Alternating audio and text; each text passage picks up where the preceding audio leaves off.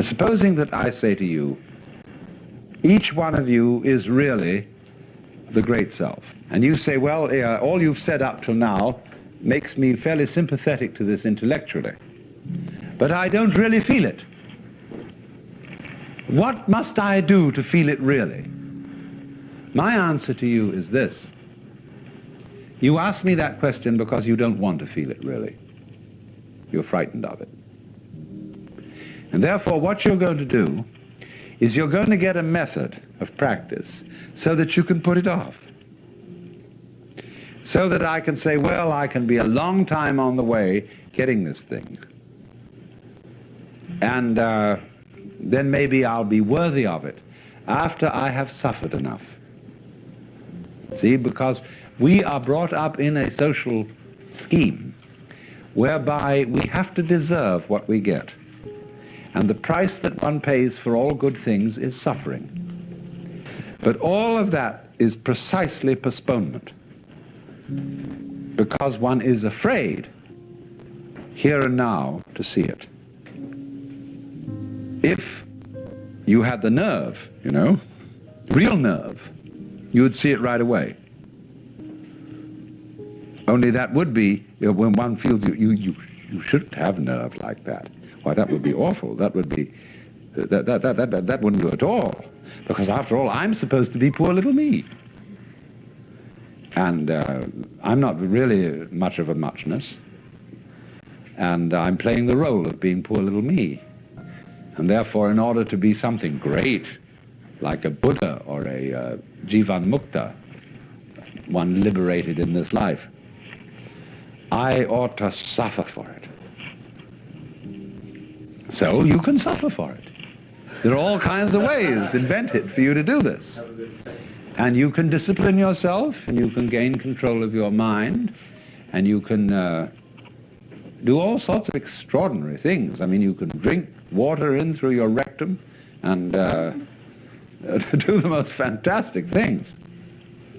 But that's just like being able to run the 100 yards in 9 seconds, or any other kind of accomplishment you want to engage in. There's absolutely nothing to do with the realization of the self. The realization of the self fundamentally depends on coming off it.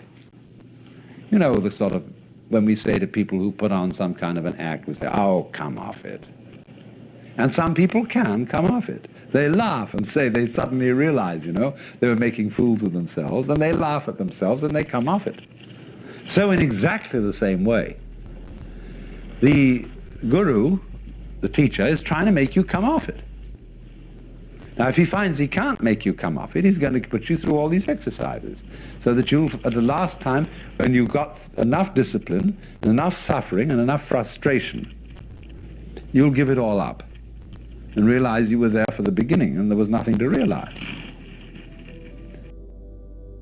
So this tremendous schizophrenia in human beings of thinking that they are rider and horse, soul in command of body, or will in command of passions, wrestling with them, all that kind of split thinking simply aggravates the problem.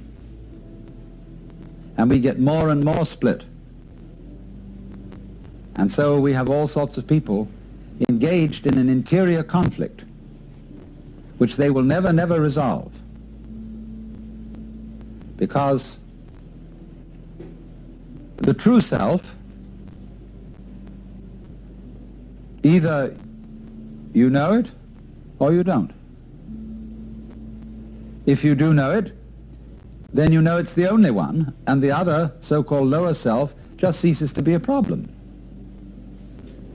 It becomes something like a mirage, and you don't go around hitting at mirages with a stick or trying to put reins on them. You just know that they're mirages and walk straight through them. And so that split is implanted in us all.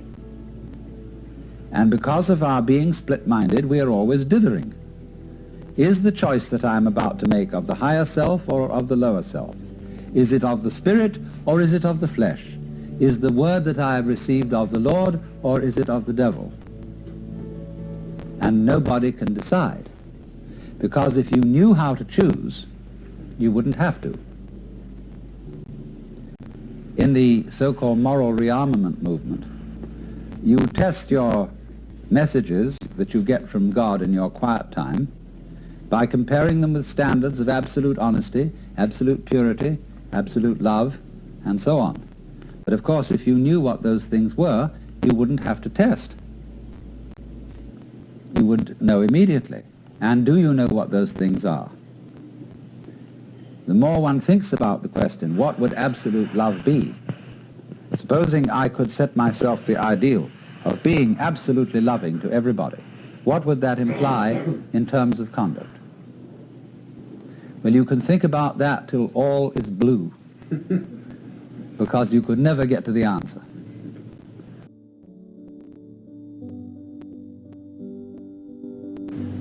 The problems of life are so subtle that to try to solve them with vague principles, as if those vague principles were specific instructions, is completely impossible. It is important to overcome split-mindedness, but what is the way? Where can you start from if you're already split? A Taoist saying is that when the wrong man uses the right means work in the wrong way. So what are you to do? How can you get off it and get moving?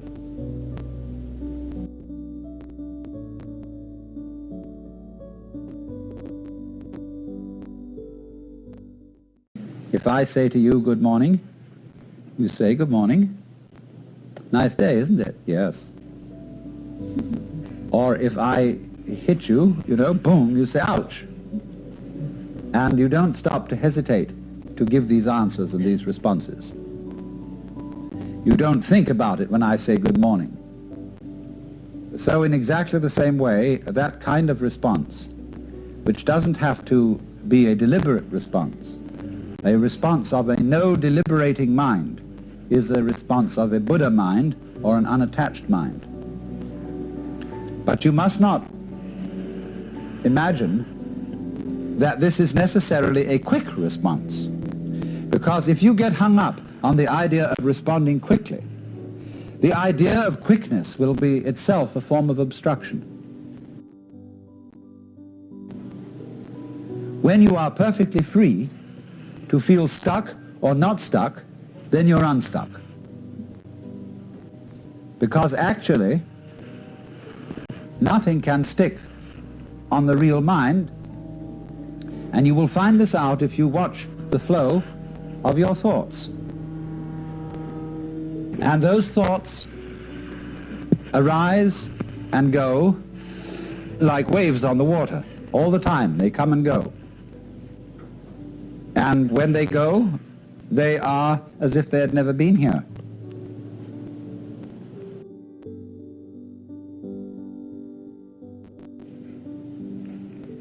There is process. There is the flow of thought. And the flow of thought doesn't have to happen to anyone. Experience does not have to beat upon an experiencer. There is all the time simply the one stream going on, and we are convinced that we stand aside from it and observe it, because we've been brought up that way. It's very important to get rid of that illusion of duality between the thinker and the thought. So find out who is the thinker behind the thoughts. Who is the real, genuine you?